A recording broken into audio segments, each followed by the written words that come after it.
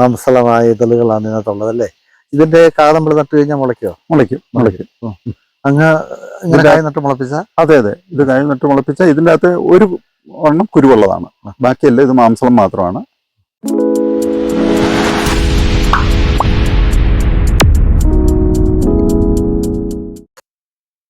എല്ലാവർക്കും നമസ്കാരം. ഞാൻ വെള്ളത്തൂൽ പഞ്ചായത്തിലെ ശാരോൺപുരത്ത് സാം പാണൻകുഴി മലയിൽ ചേട്ടൻ്റെ അരികിലാണ്. പഴവർഗ്ഗ കൃഷി ഏറെ ഇഷ്ടപ്പെടുന്ന ഒരാളാണ്. വ്യത്യസ്തങ്ങളായ ധാരാളം പഴവർഗ്ഗ ചെടികൾ അദ്ദേഹത്തിന്റെ കൃഷിയിടത്തിലുണ്ട്. ഇത് ഏതാണ് ഇപ്പോൾ കയ്യിലുള്ളത്? ഇത് മാങ്കോസ്റ്റിൻ. ഇത് എത്ര വർഷമായ മരമാണ്? ഇതൊരു 8 വർഷമായിട്ടുണ്ട്. ഇത് എവിടുന്നാണ് ഇതിന്റെ തൈകളൊക്കെ കിട്ടിയത്? ഇത് ഞാൻ കുരുപായി കിളിപ്പിച്ച് നട്ട മരമാണത്. ശരി. എത്ര നാൾ കഴിഞ്ഞപ്പോൾ കായ്ച്ചു തുടങ്ങി? നമ്മളിത് ഒരു 4-ാം വർഷമാണ് ഈ തൈ നട്ടത്. നട്ടിട്ട് ഇപ്പം 8 വർഷത്തോളമായി. ഇതൊരു 6 വർഷം ഇപ്പൊ കായ്ക്കാൻ തുടങ്ങിയതാണ്. ശരി. അപ്പൊ ഇപ്പൊ 2 വർഷമായിട്ട് നമുക്ക് കായ്ഫലം കിട്ടും. 2 വർഷമായിട്ട് കായ്ഫലം കിട്ടും. നല്ല ടേസ്റ്റ് ഉണ്ടോ ഇത്? നല്ല പഴം, നല്ല മധുരമുള്ള.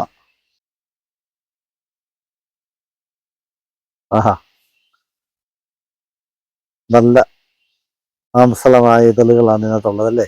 ഇതിന്റെ കാ നമ്മൾ നട്ടു കഴിഞ്ഞാൽ മുളയ്ക്കോ? മുളയ്ക്കും.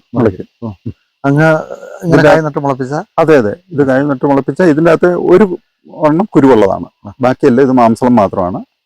ഇതിൻ്റെ അകത്തെ ഒരു ഇത് കുരുവുള്ള ഇതാണ്.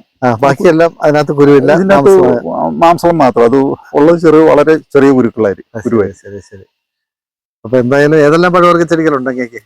എനിക്ക് ഒരു 10-12 വെറൈറ്റി വ്യത്യസ്തങ്ങളാകുന്ന പഴങ്ങളുണ്ട്.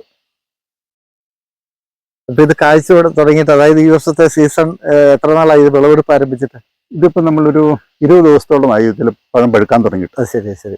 അപ്പൊ പഴുത്ത ഏകദേശം തീരാറായ 1 മാസമൊക്കെ ഉണ്ടാവുള്ളൂ അല്ലേ? അത്രമേ കാണത്തുള്ളൂ.